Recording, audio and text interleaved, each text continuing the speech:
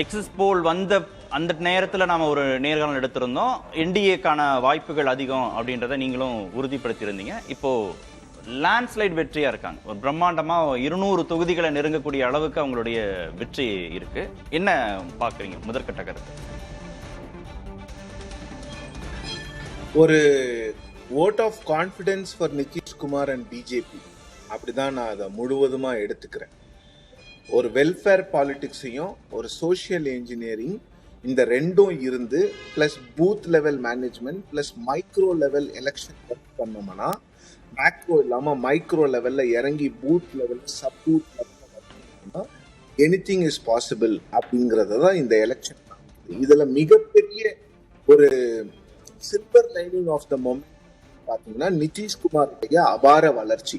43 சீட்ல இருந்து கிட்டத்தட்ட 80க்கும் மேற்பட்ட இடங்கள்ல அவருடைய கட்சி, எஸ்பெஷலி பிஜேபி அவரும் 101 இருக்கும்போது எல்லாரும் என்ன நினைச்சாங்கன்னா, நானும் என்னை உட்பட பத்திரிகையாளர்கள் கூட அவரால் அந்த பிஜேபி மிஷினரியை பிஜேபி அவரை நிறைய இடங்கள்ல அவங்க கட்சியை கவிழ்த்து அப்படின்னு எதிர்பார்த்து, அந்த மாதிரி இல்லாம அவங்க என்னதான் 101 நின்னாலும் கூட ஒரு சீரியஸா அந்த அலையன்ஸ்குள்ள இருக்கக்கூடிய எல்லா கசப்புடர்களையும் மறந்துவிட்டு ஒரு கொஹசிவ் யூனிட்டா அவங்க ஒர்க் பண்ணி இருக்கிறது. இது எதிர்கட்சிகளுக்கு ஒரு மிகப்பெரிய பாடம். நீங்க என்னதான் ஓட்டர் அதிகாரி ரேலி எல்லாரையும் ஒண்ணு கூட்டிட்டு போனாலும் கூட நீங்க சீட் ஷேரிங் டாக்ஸையும் சீஃப் மினிஸ்டர் கேண்டிடேட்டையும் சரியான டைமுக்கு நீங்க அனௌன்ஸ் பண்ணாம மக்கள்கிட்ட போகாம நீங்க இந்த பொதுக்கூட்டங்களையே பண்ணீங்கன்னா உங்களால பெருமளவுக்கு வெற்றி பெற முடியாது. இங்க என்டிஏசி பிஜேபி எல்லா இடத்துலையும் சொல்ற மாதிரி இட்ஸ் எலெக்ஷன் வின்னிங். அந்த கார் 160 கிலோமீட்டர் ஸ்பீட்ல போகுது. ஆனா ஆப்போசிஷன் பார்ட்டிஸ் குறிப்பா ஆர்ஜேடி, காங்கிரஸ் போன்ற கட்சிகள் கொஞ்சம் நிறைய ஃபியூடல் மென்டாலிட்டியிலேயே இருக்கக்கூடிய நிறைய கட்சிகள் இன்னமும் கூட என்ன பண்றாங்கன்னா, அம்பாசிடர் கார்ல போற மாதிரி 80 கிலோமீட்டர் 90 கிலோமீட்டர் ஸ்பீட்ல போயிட்டு நாங்க அந்த காரை டேக் ஓவர் பண்ணிடணும். நீங்க டேக் ஓவர் பண்ண முடியாது. அதற்கான உழைப்பு கிட்ட இருக்கணும். எஸ்ஐஆர் அப்படிங்கிறது பிரச்சனை தான். எலெக்ஷன் கமிஷன் பார்ஷியலா இருக்கா? ஆமா, நிறைய இடங்கள்ல இன்னும் எலெக்ஷன் கமிஷன் ஃபிகர்ஸ் கூட முழுசா கொடுக்கல, எல்லாமே உண்மைதான். ஆனா அந்த ஒரு இஷ்யூவை கம்ப்ளீட் எலெக்ஷன் இஷ்யூவா கொண்டு போனீங்கன்னா பிரச்சனைகள் வரும். இந்த பக்கம் என்டிஏல என்ன சொல்றாங்க, நாங்க உங்களுக்கு 10,000 ரூபாய் கொடுத்துருக்கோம் எல்லா பெண்களுக்கும், இதுல கரெக்டா நீங்க பண்ணீங்கன்னா உங்களுக்கு 2 லட்சம் ரூபாய் கொடுத்து உங்களுக்கு நீங்க சுய தொழில் பண்றதுக்கு நாங்க உதவுவோம் அப்படிங்கிறாங்க. இன்னொன்னு, எக்காரணத்தை கொண்டு மதுவிலக்கை நாங்கள் பீகார்ல எடுக்க மாட்டோம், பெண்களுக்கு மதுவிலக்கு இருக்கக்கூடாதுன்னு நினைக்கிறாங்க. ஆனா அதுல நிறைய சைடு எஃபெக்ட்ஸ் இருக்கு.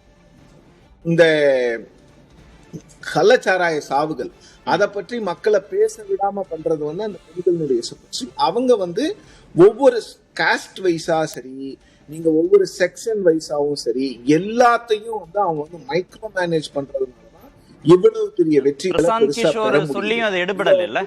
பிரசாந்த் கிஷோர் அதை சொன்னார், மீண்டும் மது நடைமுறைக்கு கொண்டு வரப்படும் சொன்னாரு. ஆனா பெண்கள் மதுவிலக்கு வேணும்னு நினைக்கிறாங்க. அப்போ ஆமா, நிச்சயமா மதுவிலக்கு மட்டும் இல்ல கார்த்திகேயன், நிறைய இஷ்யூஸ் இருக்கு. இதுல இந்தியா கூட்டணி பேசின எந்த இஷ்யூஸும் மக்கள் பெருசா ஏத்துக்கல. அங்க யூத் அன்எம்ப்ளாய்மெண்ட்ங்கிறது ஒரு மிகப்பெரிய இஷ்யூ. அங்க எக்ஸாம் ஸ்கேம்ஸ்ங்கிறது ஒரு பெரிய இஷ்யூ. இதெல்லாம் கிட்டத்தட்ட 400 போராட்டங்கள் 2018 இருந்து 22 வரைக்கும் பீகார்ல மாணவர்களால் முன்னெடுக்கப்பட்ட போராட்டங்கள் இருக்கு. அதையும் மீறி அவங்க இன்னைக்கு ஆட்சிக்கு வராங்கன்னா அப்போ அவங்களுக்கு எலெக்ஷனை எப்படி ஜெயிக்கணுங்கிற விஷயம் கரெக்டா தெரிஞ்சிருக்கு. சீக்கிரட்டா அவங்க கண்டுபிடிச்சிருக்காங்க எப்படி ஜெயிக்கிறது, எலெக்ஷன் எப்படி மைக்ரோ மேனேஜ் பண்ணணும், பூத்ல இந்த சோசியல் குரூப்புடைய சப்போர்ட்டை நீங்க இந்த கம்யூனிட்டி அந்த கம்யூனிட்டி ஒத்து வர மாட்டாங்களா, பட் 2 பேரும் எப்படியாவது ஒரு இடத்துல கொண்டு சோசியல் இன்ஜினியரிங் எப்படி பண்றது. இங்க தமிழ்நாட்டுல பொதுவா பாத்தீங்கன்னா அந்த முக்குளத்தூர் சமுதாயத்திற்கும் தேவேந்திர குல வெள்ளாளர் சமுதாயத்துக்கும் பெருசா ஒத்து போகாது. அவங்கள எப்படி கொண்டு வரலாங்கிறத இங்க தமிழ்நாடு, தென்காசி, திருநெல்வேலி போன்ற மாவட்டங்கள்ல ட்ரை பண்றாங்க. தமிழ்நாட்டுல அவங்களுக்கு பேஸே இல்லாத இடத்துலயே ட்ரை பண்றாங்க. நிறைய சோசியல் இன்ஜினியரிங் ஃபார்முலாஸ் எல்லாம் பிஜேபி ஹெல்ப் பண்ணுது. மோரோவர் அந்த growth oriented அப்படிங்கறத இல்ல இது கூட்டணியில இந்தியா கூட்டணி பெருசா ஒர்க் அவுட் பண்ணலன்னு நினைக்கிறீங்களா? இல்ல, இந்தியா கூட்டணியில இருக்கக்கூடிய சிக்கல்கள் ரொம்ப வெளிப்படையா தெரிஞ்சது. இவங்க கூட்டணியிலயும் சிக்கல் இருந்தது, ஆனா அந்த சிக்கல்கள் வெளியில வரல. கொஞ்சம் பின்னோக்கி போய் மகாராஷ்டிரால பார்த்தா என்டிஏ கூட்டணியில சிக்கல் பெருமளவுல வெளியில வந்த பிறகும் கூட அவங்களால அந்த மிகப்பெரிய வெற்றியை பெற ஏதோ ஒரு இடத்துல அவங்க எல்லாரும் ஒரு யூனிட்டா ஒர்க் பண்ண ஆரம்பிக்கிறாங்க. இந்தியா கூட்டணியில ஜூன், ஜூலை, ஆகஸ்ட் இந்த 3 மாசத்துல இருந்த அந்த ஜோஷ் செப்டம்பர், அக்டோபர், நவம்பர்ல இல்ல.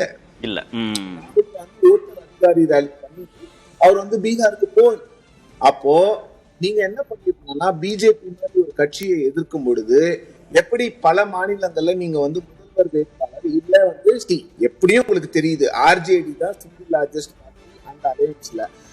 தேஜஸ்வி யாதவ் தான் சீஃப் மினிஸ்டர் அனௌன்ஸ் அத அக்டோபர்ல அனௌன்ஸ் பண்ணாத ஜூன்ல அனௌன்ஸ் பண்ண, அத ஒரு 4 மாசத்துக்கு முன்னால அனௌன்ஸ் பண்ணிருந்தீங்கன்னா அந்த கட்சிக்காரங்க உங்களுக்கும் சேர்த்து வேலை செஞ்சிருப்பாங்கல்ல.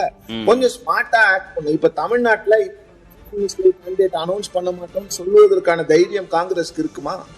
ஓகே, அதுல நான் ரகுட்ட பேசிட்டு வரேன். காங்கிரஸ் மேல தேஜஸ்விய சிஎம் கேண்டிடேட்டா முன்கூட்டியே அறிவிக்கலைங்கிறது ஒண்ணு. ரெண்டாவது இன்னொரு விமர்சனம் என்ன வச்சாங்கன்னா, போன எலெக்ஷன்ல கேட்ட அதே அளவுக்கான அதிக தொகுதிகள் இந்த முறை அவங்க டிமாண்ட் பண்றாங்க. அந்த அளவு அதிகமா அவங்க பெற வேண்டியதில்லை. ஏன்னா அவங்களுடைய ஸ்ட்ரைக்கிங் ரேட் ரொம்ப குறைவா இருக்குங்கிறதுனால குறைவான தொகுதிகளை வாங்கி அதுல அவங்க ஜெயிக்கிறது நல்லதுன்னு. ஆனா ரெண்டையுமே காங்கிரஸ் ஏத்துக்கல. 100% நீங்க அவங்களோட ஸ்ட்ரைக் ரேட் 15% கீழே இருந்தது 2020ல. இப்பயும் 60 சீட்ஸ்க்கு மேல வாங்கி 4 சீட்ல இருக்காங்க. இன்ஃபேக்ட் சிபிஎம்எல் லிபரேஷனுக்கு தான் அதிக சீட்ஸ் கிடைச்சிருக்கு. அவங்க 2 out of 3 ஜெயிச்சிருந்தாங்க பார்லிமெண்ட் எலெக்ஷன்ல. போன எலெக்ஷன்ல 19ல 12 ஜெயிச்சிருந்தாங்க. சோ அவங்களுக்கு அதிக சீட் வந்திருக்கணும். அதாவது களத்துல மக்களோட நின்றுட்டு இருக்கிற கட்சி சிபிஎம்எல் லிபரேஷன். காங்கிரஸுக்கு அங்க பெரிய லீடர் கிடையாது, இன்ஃப்ராஸ்ட்ரக்சர்லாம் நொறுங்கி போச்சு. அப்படி இருக்கும்போது 60 சீட் வாங்குறது பெரிய பிளண்டர். இல்ல, இப்ப காங்கிரஸுக்கு ஸ்ட்ரைக்கிங் ரேட் இல்ல. சரி, ஆமா, போன தேர்தல் மாதிரி இந்த தேர்தலையும் படுமோசம். Vote conversion நடக்கணும்ல. இப்ப இங்க டிஎம்கே ஓட ஓட் பேங்க் போய் சேருது காங்கிரஸுக்கு. அவங்க போட்டியிட தொகுதிகள் அவங்க ஜெயிக்கிறாங்க. காங்கிரஸோட ஓட் இங்க திமுகவுக்கு வருது. அப்படி ஓட் டிரான்ஸ்ஃபரும் அங்க நடக்கல. ஓட் இருந்தா தானே டிரான்ஸ்ஃபர் ஆகும். இல்ல ஆர்ஜேடிக்கு உள்ள ஓட்டா ஆர்ஜேடி இல்ல. அதுல நீங்க ஒரே ஒரு பாயிண்ட் சொல்லி நம்ம இதை விளக்கிட முடியாது. இப்ப நீங்க என்டிஏ ஜெயிச்சதுக்கு மல்டிபிள் ஃபேக்டர்ஸ். நீங்க ஆர்ஜேடியில ஒரு சமூகத்துடைய டாமினேஷன் அதிகமா இருக்குது. 15% கீழே இருக்கிற யாதவர்களுக்கு கிட்டத்தட்ட 35% மேல சீட்டு கொடுக்குறாரு. திரும்பவும் ஆர்ஜேடி வந்ததுன்னா மசில்மேன் இன் ஆர்ஜேடி, அதாவது யாதவர் கம்யூனிட்டியில இருக்கிற இன்ஃப்ளூயன்ஷியல் பீப்புளுக்கு திருப்பி ஒரு ஒரு அதிகாரம் கிடைக்கும் அப்படிங்கிற ஒரு பயம் மத்த சமூகத்துல இருக்கு. சரி, அதனால தானே ஆர்ஜேடி இந்த முறை இஸ்லாமியர்களுக்கு அதிக சீட்டு கொடுக்கறாங்க. இஸ்லாமியர்கள் அது இஸ்லாமியர்கள் யாதவர்கள் கூட்டணிங்கிறது லாலு பீரியட்ல இருந்து இருக்கு. மத்த இபிசி சமூகங்கள் இருக்காங்க இல்ல, இந்த முறை அத கன்சிடர் பண்ணி அது மக்கள் நம்பல. மக்கள் சீட்டு கொடுத்தத நம்பல. மக்கள் நிதிஷ் தான் ஒரு அரணா பாக்குறாங்க. ஒரு சமூகத்தினுடைய டாமினேஷனுக்கு ஒரு தடுப்பணை மாதிரி இவர் தான் இருப்பாரு. நியூட்ரலிட்டி இருக்கும். ஏன்னா அவரோட கம்யூனிட்டி டாமினன்ட் கிடையாது. அவர் நீங்க அந்த அளவுக்கு யாதவ அளவுக்கு அவருக்கு ஒரு பாப்புலேஷன் உள்ள கம்யூனிட்டியில வந்தா பயப்படுவாங்க. அவருக்கு குர்மி 3% தான். அதனால ஒரு நியூட்ரலிட்டி இருக்கு. அதோட கார்த்திகேயன் அவருக்கு ஒரு குட்வில் இருக்கு. அதை நம்ம ஸ்ட்ரெஸ் பண்ணியே ஆகணும். எஸ்பெஷலி பெண்களிடையே லா அண்ட் ஆர்டர் பேசிக், அதாவது நீங்க எஜுகேஷன், ஹெல்த், ரோடு, எலக்ட்ரிசிட்டியில ஒரு தெலுங்கானா மாதிரி, தமிழ்நாடு மாதிரி, கர்நாடகா, கேரளா மாதிரி அவங்களுக்கு வளர்ச்சி கிடையாது. Still they have made some progress. அதை மக்கள் அக்னாலேஜ் பண்றாங்க. லா அண்ட் ஆர்டர் ஸ்டேபிளா இருக்கு. நம்மளுக்கு லாலு பீரியட்ல வெளியிலாம் வர முடியாத ஒரு சூழ்நிலை இருந்தது. இப்ப கிடையாது. ஒரு ஸ்டெபிலிட்டி இருக்குங்கிறத அவங்க அக்னாலேஜ் பண்ணாங்க. அது மட்டும் இல்ல, முஸ்லிம்களுக்கு எதிரான வெறுப்பு அங்க நடக்கல. இந்த பிரச்சாரத்திலே அது நடக்கல. ஏன்னா அந்த ஸ்டேட்டுக்குன்னு ஒரு தனித்துவம் இருக்குது. இவரும் ஒரு 4 சீட்டு இஸ்லாமியர்களுக்கு கொடுத்திருக்காரு.